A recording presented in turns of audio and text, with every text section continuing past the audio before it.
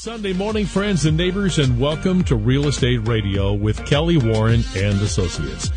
Friends, this is where the Valley's favorite real estate agent comes to tell you everything you need to know about buying or selling your home. Now, here are your hosts this morning, Kelly Warren and Jim Warren. Good morning and welcome to Real Estate Radio with Kelly Warren and Associates. I'm Kelly Warren and I'm in the studio today with, as usual, my co-host, Handsome Jim. Good morning. I like that nickname. Do you? Yeah, it's a good one. Somebody was in our office the other day and they were like, tell Jim, Handsome Jim. I said hi. I was like, all right, I will do that. That's what's up. So, yeah, you're getting around, Jim. I like it. I feel fancy. So I've been hearing from folks that they enjoyed the hockey show that we did. And so if you're a frequent listener, you notice that we played it back to back because we were out of town last Sunday. Yep. So I feel like it's been a while since we've been sitting in these chairs. Yeah. So you want to share where we were last Sunday? Okay. So in case you all were wondering, I am a huge 49ers fan.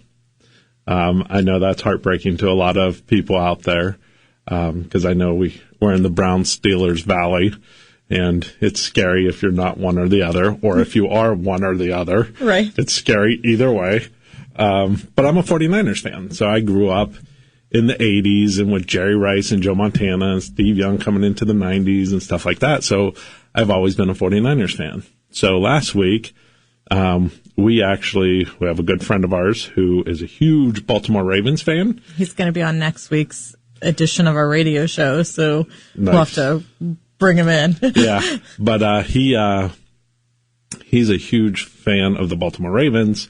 He's from Baltimore, and he's one of our agents, and he invited me to go down to the game with him because he goes to most of the games. He has season tickets.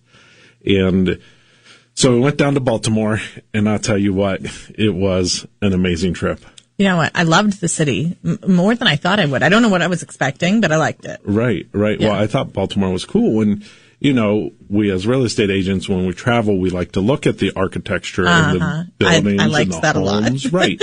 So it's neat when you're driving down little neighborhood streets and these townhouses that take up a whole block that go around the block, and every corner has like a different shop or restaurant. I liked how each townhouse was different. They all, like, each little piece had their own look, Yeah. And it's neat because in an area like that, where the country was founded, it's all newer, or it's all dedicated to those decades in the 1700s and stuff when people started building stuff and stuff like that, which was neat. And, David grew up there, so he showed us like different plants and different history to the city that I thought was really cool. One of his stories was about when the British were bombing the fort and they were trying to come in and, they were trying to overtake the city, and the Americans, the cannons on the harbor on the bay, are not facing out into the water like you think they would be. Right. They're facing into the land, which was crazy. Yeah. So the point of it, I think they had some facing out into the ocean, but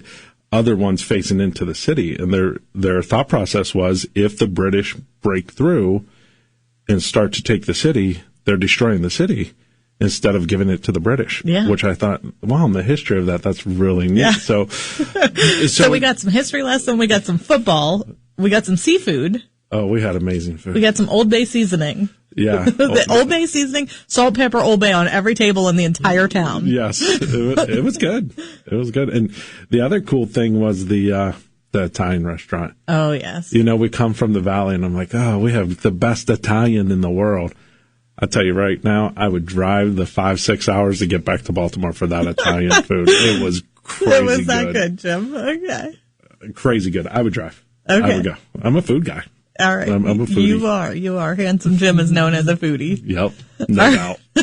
So if you need food tips or real estate tips, you can go ahead and give us a call at 330-717-2689. My food tips are not professional. They're just... they are. They're as professional as you can get. He might not be a professional cook. He is a professional eater. True story. Anyway, so you call or text us, or you can go online to kellysoldit.com. We are going to talk to you today a little bit about Ask Kelly at kellysoldit.com. Oh, I know that lady. Yeah, we made that email for all of our listeners, essentially. Any real estate questions you have, ask them to us. And, we thought we'd incorporate it in the show every week.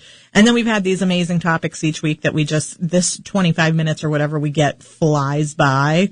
So we don't get to the questions every week, but we've had some throughout the weeks that I just normally answer via email. And I thought it'd be good as we're going into the new year to kind of do a segment on these questions. All kind of go in an order and kind of have some commonality to them about the buying process. And as people start making their common goals, questions that we get often. Yeah, they are things that we hear over and over in one form or another. And they're buyer geared. So if you're thinking about buying a house in 2020, these questions and answers will help you out. So, cool. Nothing in particular from particular listeners right now, but, just common go ahead. questions. Yeah. Okay. What are your questions, Jim? Cool. So, handsome Jim. Thank you. Let's not forget my title. Right. Can't skip the handle. Right. That's a very important title, just so we're clear. Yeah. I don't have any other titles, just that one. Just handsome Jim. So. All right. It doesn't even have to be Mr. no more. How long does it take to buy a house?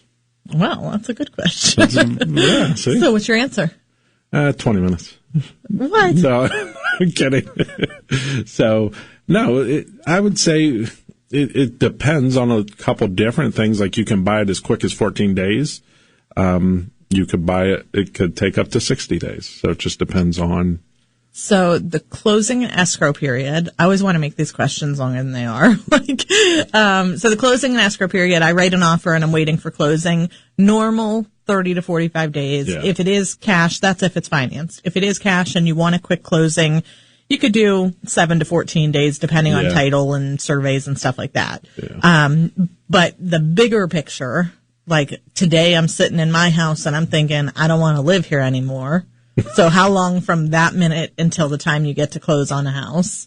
So the thought process and the getting pre-approved and the looking at houses and then the closing and escrow period of that 30 to 45 days. So it could be 3 months. Yeah. I would think that most people are maybe in that 4, 5, 6 month area from the time that you have the thought till the time that you actually close on something. Okay. Okay. So, yeah. I mean, it's logical because you have to get out. You have to see what's in the market. You have to know. Sometimes you have to sell your current house before you can buy. Yeah, and you have to know what your price range is. Like that can. The pre-approval, yep. Yeah, that can change. Got to get your ducks in a row. What you're looking at, and then let's say you're approved for $100,000. Well, you don't go buy the first house you see for $100,000. Like you want to see. Sometimes you do, but not normally. Right. Well, you want to see what's my $100,000 get me. Does it get me, this, or does it get me this? And what area am I in? At $100,000, I can buy a house just about in any area in the valley.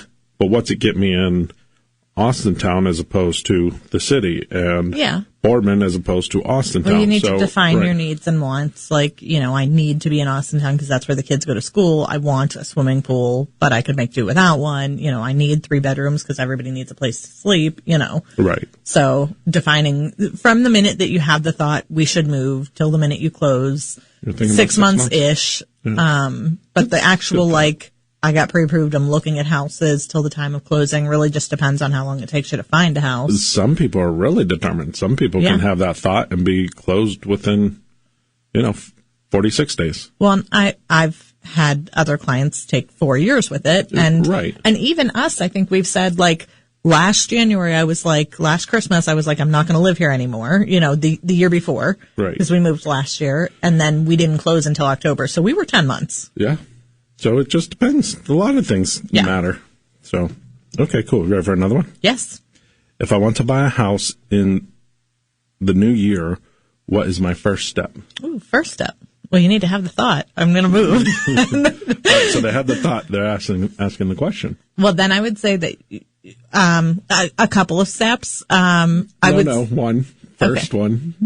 Well, so my first one that I need you to do is I need you to get pre-approved because I need to know, do you have the money and what can you afford and what can I show you and what can I sell you? Okay. But your maybe first one before you get pre-approved is getting your ducks in a row as far as defining your needs and wants. Okay. That's logical. I want this size of house. Will that fit into my budget? Makes sense. Okay.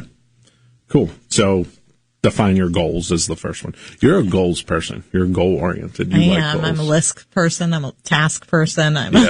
Yeah. Well, and you've done, going through real estate, you like make goals, you write down your goals, and you revisit your goals to make sure you're on pace to meet your goals. I like to feel a little sense of accomplishment in things. Yeah. So like the other day I'm wrapping Christmas presents and you said okay like 10 times because I would like do 3 things and then I'd like look at the pile around me and be like, okay. And then I'd like do a couple more things and I'd be like, okay. And you're like, you keep doing that. And I'm like, I'm reevaluating. Like I'm feeling like, okay, progress was made. That pile moved to that pile. I threw away some trash. Like I crossed something off my list. Okay. Yeah. I was having a full-blown conversation with you, and you were just ignoring me. I didn't hear anything kept saying you said. okay. And the okays were not to you; they were to me. A new Corvette's being delivered next Thursday. Okay. Oh, so funny. I don't know why I talked to you. Are you ready? Yes. Are we still in a seller's market? Ish.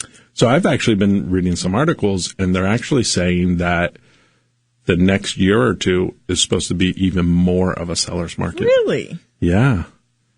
Yeah, it's the articles and stuff I've been reading have been crazy. You know what? I should know this because I'm a real estate professional. I should be up on the stats a little bit more than I am, but just my feeling from the market, just my pulse on the market. Right. I'd actually say that we're kind of balanced right now. I would say we're balanced right now. It seems like the multiple offers slowed down a pinch. It seems like the days on the market, although they're not long by any means, seems like they've gotten a pinch longer, So I feel that the market is balanced at the moment locally. Yeah. But you think seller's market, so you think every so many years the market does that ebb and flow, that little shift, the correction. And so all indicators are pointing towards it's been good for too long. It should shift low. And you're thinking that, wait, we might see a little comeback again. Yeah. So what they're saying is actually that it shifted 2 years ago. They're saying that it started to mellow out. Now, again, we're in the valley. So we had the tiniest little shift. We didn't even notice it? Yeah, I think that's really what happened. Oh. And that's what I can ride this way forever. Right. Well, that's what the articles are saying. They're saying going the next few years, it's going to get even better and more of a seller's market. And the market's really going to start moving fast. Okay, so, I love it. I'm going to eat up every minute of that. So I guess if you're one of those folks, if you're listening and you're thinking, I want to sell my house, I want to move, I want to buy, from Jim's prediction here, seller's market is coming back even stronger. Jim's educated prediction here. Not educated or my prediction. It's just a couple articles I picked up. Jim's articles he's reading. So... All right. So you heard it here first. So if you're thinking I want to sell, and if you're a seller and you want to get the most money possible, it sounds like it may rebound into an even better seller's market. And so spring, you might see some additional dollars for your house. Yep. So if you want a free market analysis, you want to know what your house is worth, how long it would take to sell, what we need to do. If you're starting to prep for that, you can give us a call or a text at 330-717-2689 or visit us online at kellysoldit.com. And if you're a buyer and you're on the other side and you don't have something to sell and you're thinking, I want to buy something, the good deal might happen right now before that turns around. Yeah. So rather than waiting 6 months and doing this over the summer when numbers go up, you might want to buy today. Yeah, exactly. So get in contact with us ASAP. Okay. Good to know, Jim. So are you ready for the next question? I am. These are fun. What are your fees? Oh, what are my fees? Well, depends on if you're a buyer or a seller. Yeah. Well, it depends on all kinds of stuff. So, yeah. So if you are a buyer and you're looking to buy a house and you want to hire a real estate agent, do you know that that is free to you? You do not pay a percentage to hire a real estate agent to represent you as a buyer in a transaction. So it is customary that the seller pays the real estate commission. So the seller will list a house and say, I've got this $100,000 house that I own and I'm going to put it up for sale. And there's no price fixing. We can't, there's not a certain thing that you have to pay, but normal in the area, most people are probably listing at 6%, 5, 6, 7. Yeah. So if you put your house up and let's just use some even numbers. So $100,000 house, 6%. So there's $6,000 of commission on the table. Generally. Plus you still have other closing costs. Yeah. Correct. Yeah. So generally then that gets split in half, buyer and seller's agent. So you as the buyer don't pay your agent anything because they're getting paid that 3% from the listing agent from for selling their property. Correct. Yeah. And when you sign a listing contract, that's what it says. Like, you figure all that out Right. so that you know what you're getting at the end of the day. So the other fee, and just about every single company in town is charging this, is there are buyer broker fees. So $299. You're going to see that. That's going to be a fee from us. Every company in town is charging something like that. Most of them.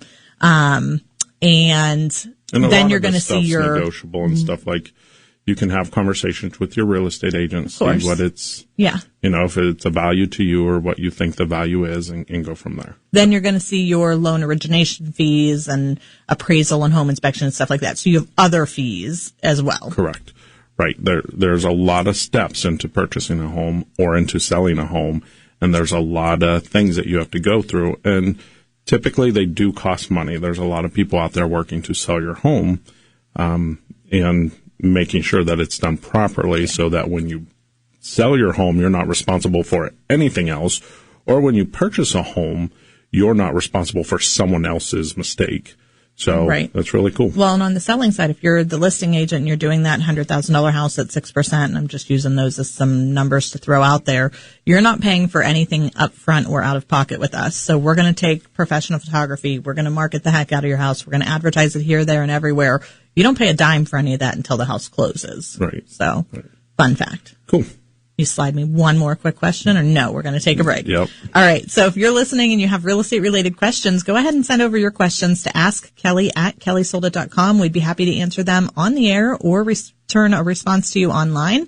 You can also visit us online anytime at kellysoldit.com, and we'll be right back after this quick break. Welcome back to Real Estate Radio with Kelly Warren and Associates, where we are talking about real estate right here in the Mahoning Valley. For any real estate related questions that you have, you can send them over to us at askkelly@kellysoldit.com. We are answering our listeners' questions right now, some common questions that we've gotten throughout time. We're just breezing through them because, that's what we do. Before we continue on to that, we're going to talk about breezing too. You're so breezing. I'm actually giving the longest answers possible for these little bitty questions. All right. So anyway, home picks of the week first. What do you got, Jim? I have 1424 Den Jean Drive, Northeast Warren, Ohio, 44483. Okay. So that's Howland. Yeah. Okay. So this is a nice home. It's a ranch. It's 3 bedrooms. Did you want to see it? Yeah, I did. I wanted to make sure. Yeah, it's Howland Schools. I was like, let me double check while I say that. But it's nice. It's a 3-bedroom home. Ranch style. Let me see. What's the square footage here? Almost over 1,300 square feet. Beautiful home. Forced air, regular gas furnace, central air, 2-car attached garage. So that's nice because it's attached to the house. Nice big living room, family room, large size, 20 by 11. Like, that's huge. Yeah, it is a big family room. I wonder, because that's pretty decent with that square footage. Yeah, it has a nice deck on the back, and it's on a cul-de-sac. So those are nice. It's nice to have a house on a cul-de-sac because, like, you can have kids playing in the driveway or in the yard. It's also usually great neighborhoods for going for a walk. If you have a baby in a stroller or a dog that you like to take for a walk, those are or great you just need to get out because I eat too many cheeseburgers and should walk for my heart. Pro tip from Eater Jim. Yeah, I said I want my heart to explode. What's our price on Den Jean Drive? It's only $156,500. Oh. So that's actually a really good deal. Okay. So I like that one. I also have a ranch. This is in Cornersburg, west side of Youngstown, on Cranbrook Drive, 2215 Cranbrook. This is brand new listing. It actually is going active for showings on 12/10, so coming up this week. I cannot believe that it's already almost December 10th. That's insane. Redonkulous. So anyway, 3-bedroom ranch, full basement, partially finished, 1,200 square. Nice lots. This is also a great neighborhood to go for a walk and everything. It has a 2-car attached garage, large living room, ranch style house. Same house. I know, very similar.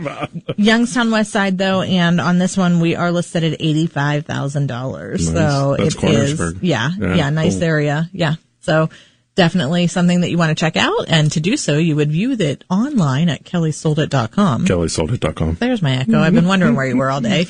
Or you can give us a call or a text and ask Handsome Jim to show you either of these houses. You can call him at 330-717-2689. So we'll go back to a couple more questions from our listeners. All right, you ready for the next one? Yep. All right. Are there any loan programs without credit score restrictions? Loan programs without credit score restrictions? No. Yeah, I would say no. Like, if you don't have a credit score, there were things that you could do to establish a credit score that different loan officers and stuff can kind of, help establish types of credit. Sometimes there's like no doc loans and things like that where you don't have to prove income or stuff, but you've got to have a credit score to get started, I would say. Yeah, well, even like some of those loans, like there was some, during the bubble, there were a lot of different crazy things out there that could have happened. Yeah. But really, they need some type of base to really start the conversation from. Yeah. And that's 9 out of 10 times your credit score. So. Yeah. Okay. Cool. All right. So this one came in. My FICO score is 617 and my boyfriend is a 735. I own my house and work retail with good income. He is in construction, but laid off for the winter. Can we still buy right now? Depends. I'm not a loan officer, so I'm going to tell you to call a loan officer. I will respond to you with contact information because, so yes and no, I need more information is what I need to see right now. Yeah. 617 is real close to a 620. That's what most people want. So without the boyfriend, you with decent income with a 617 may be able to buy a house right there on your own. What's throwing me off here, boyfriend's credit score is higher, but he's laid off, depending on what kind of subpay or layoff pay he gets, if that's a high enough base, or depending on what kind of price point you're looking at. Well, also, so a lender will look at history, and if this has happened to the boyfriend over 10 years, then what they would do is they would just split it up. Yeah, and average out the pay. Divide it per month. Yeah. And say, okay, this is what it does.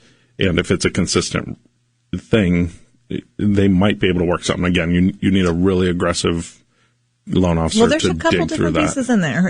Yeah. So you need the aggressive loan officer for the boyfriend side, maybe, but she may be with a 617 by herself. Yeah. Yeah. And you're only telling me one score where you have 3 scores, and sometimes they look at certain one or the median of the 3 or whatever. So exactly, you're in there somewhere. Exactly. So anything's possible. Right. Okay. How many homes should I look at before I buy one?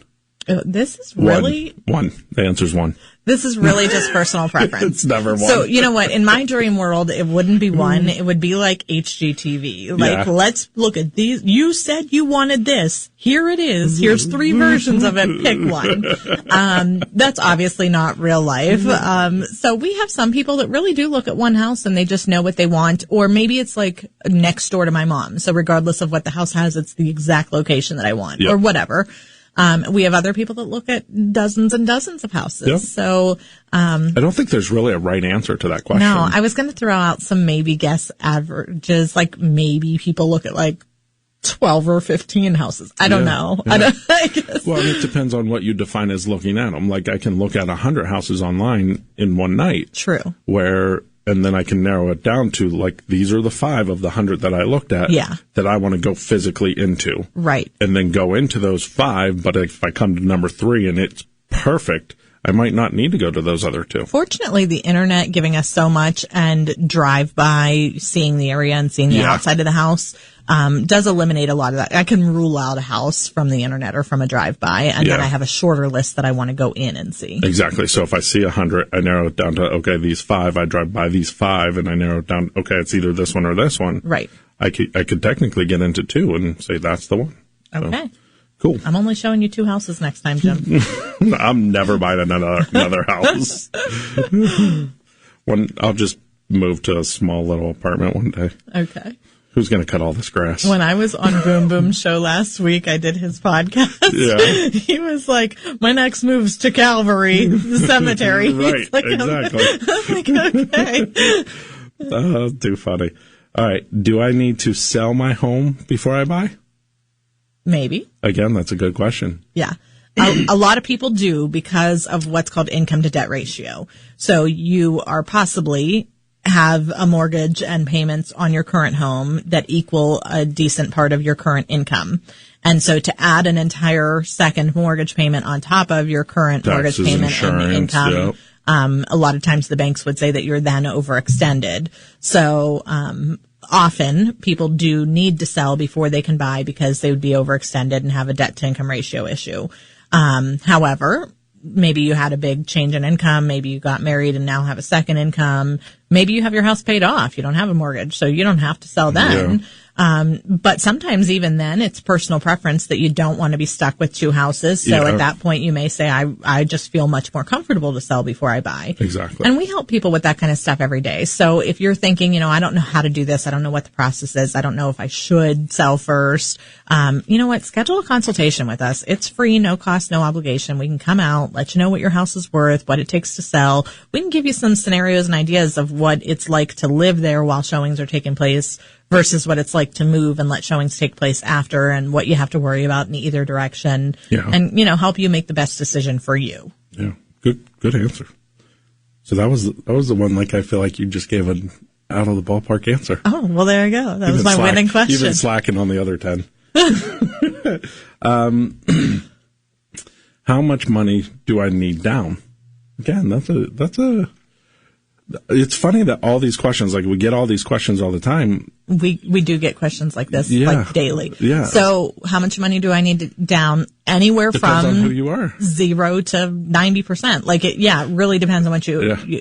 So often we see 3.5%, 5%, 10%, 20%, those kind of things, depending on what kind of loan program you're in. There are a few loan programs like VA that you can get in with no money down. FHA, stuff like that, you're looking at 3.5% down. There are conventional programs with the anywhere from 3 to 20% down. So really just depends on what you want. And if you have more money to put down and you want to put down 50 or 60%, go ahead. Yeah. You have more equity. It makes you feel comfortable. Do it. Yep. Cool. All right. Let's see here. That was the down. What's the point of earnest money? I get asked this a lot. Yeah. It is good faith money. So it goes back to the point of back in the day when there was a handshake, hey, I'll buy your house, shake my hand. Here's $100, hold it for me. Now our contracts are so contractual that really the earnest money, I don't know that it has the same weight that it used to. I feel like it, to an extent, it can. So its purpose is that I'm serious about your house. Here's some money to hold it for me. But our contracts are worded that if the home inspection goes bad or if the financing doesn't work out, the buyer's going to get that earnest money back. Correct. 90% of the time when a house falls through, it's because of one of those reasons. Yeah. Sometimes the people might just find another house they like better or have a life issue and say, never mind, I don't want to buy anymore. In that point, then the earnest money would go back to the seller. So kind of secures the house for the buyer, makes the seller feel good. It is hand money, good faith money. Jim is cutting me off. I cannot answer this question any longer. It's time to go. All right. So we've had a great time answering your questions. If you have any real estate related questions or food questions for Handsome Jim, you can send those to askkelly@kellysoldit.com. We love answering questions for our listeners. We've got a whole nother stack of questions, so we might do another segment like this again in a couple weeks. Awesome. Okay. Thanks for tuning in. We'll talk to you again next week.